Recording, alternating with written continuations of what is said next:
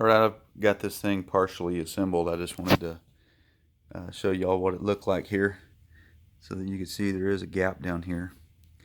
And one important thing I wanted to add here is that screw right here.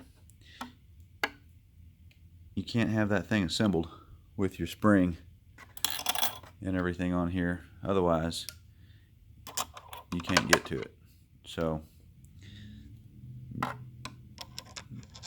it'll interfere. So this has to be disassembled,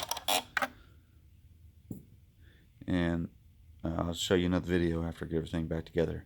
And I did want to add in there, if you buy this, be prepared not to have any instructions from BJ's Off-Road. They ship you the parts and kind of leave it up to you to figure out how to put this thing together. So that's what prompted me to make all these videos. So hopefully this will help somebody along the way.